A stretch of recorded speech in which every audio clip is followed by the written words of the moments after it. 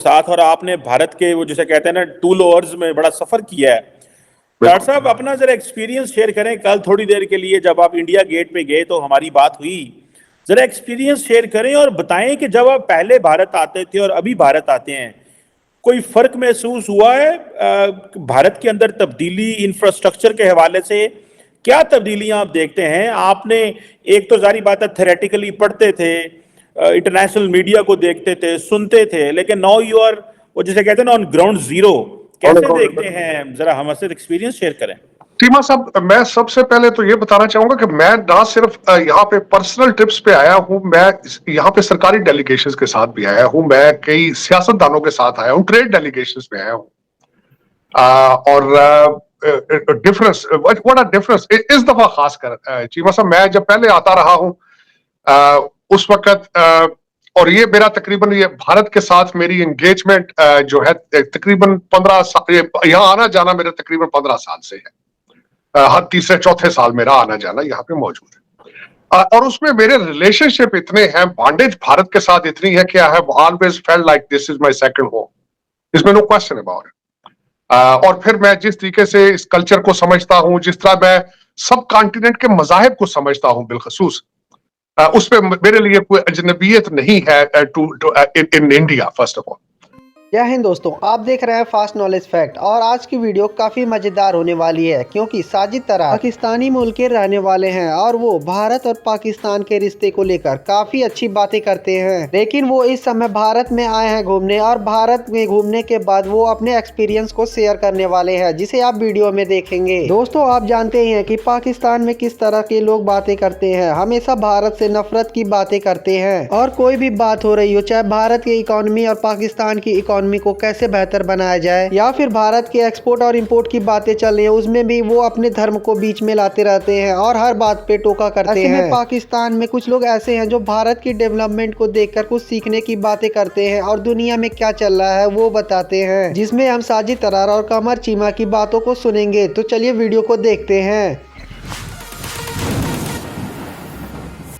Private industry की तरफ से 109 स्पेस स्टार्टअप्स, फिर उसके बाद आप देख रहे हैं 1 लाख यहां से भारतीय सिटीजन इजराइल जा रहे हैं काम करने के लिए, वो फलस्तीनियों को रिप्लेस करेंगे। लेकिन उसके साथ दूसरी चीज क्या होगी, इजराइल क्या है, स्टार्टअप टेक, जो टेक के स्टार्टअप है उनके वो बादशाह है।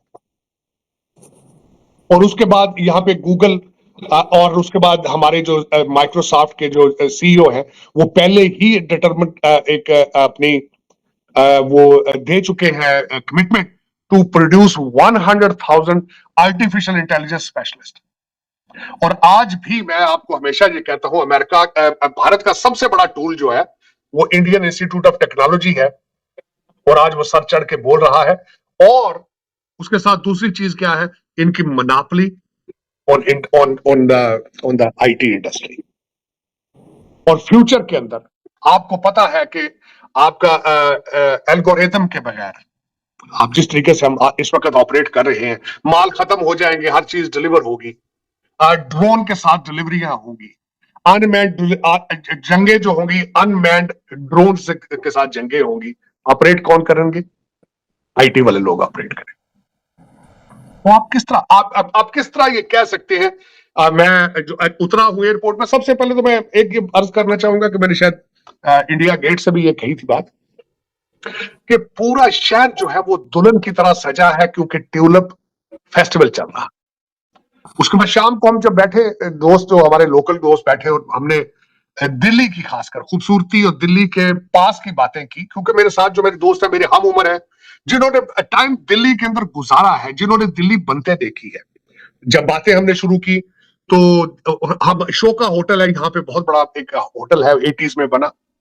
फिर अब जब बातें कर रहे थे कि किस तरीके से एशियन गेम्स हुई यहाँ पे तो कौन कौन से होटल बने, फिर उसके बाद G20 हुई तो क्या क्या हुआ, और उसके बाद जो भी वाकयात होते हैं क्या क्या हो रहा है इस वक्त अगर देखा जाए तो दिल्ली, जो न्यू दिल्ली है बिलखसूस, वो दुनिया का कैपिटल बनता नजर आ रहा है। वो इस तरीके से आप जरा इसके 1 साल का पूरा स्केड्यूल देख लें, चाहे वो G20 हो या चाहे अभी हम जो बात करना चाहेंगे रैसिना हिल के बारे में, रैसिना समिट के बारे में।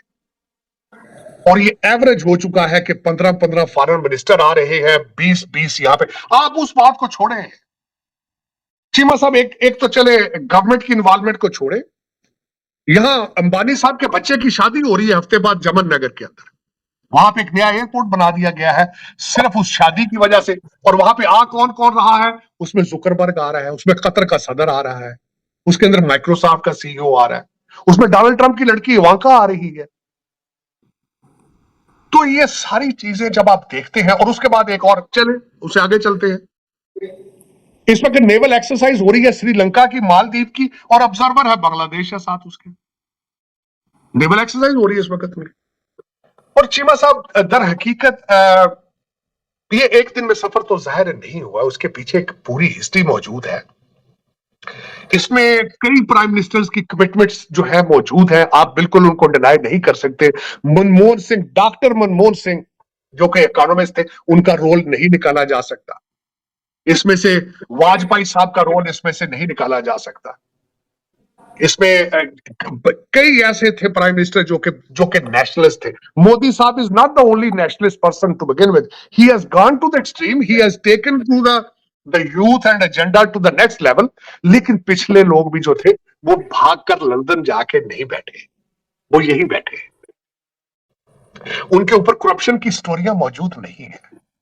उन्होंने अपने स्केड्यूल नहीं बनाया कि 3 साल तुम लूट लो, 2 साल हम लूट लेंगे। वहां यहां नहीं इस तरह का हुआ था। यहां वाजपेयी का लड़का जो है वो लीडर नहीं है, यहां मनमोहन सिंह की लड़की इलेक्शन नहीं लड़ रही है, मोदी साहब के भाई का नाम किसी को नहीं पता कौन है वो। चले छोड़े, आप इनसे तो नफरतें हैं आपकी, आप जहां बैठे हैं आपका इनके साथ नफरत का एक बहुत बड़ा एक बैकग्राउंड मौजूद है।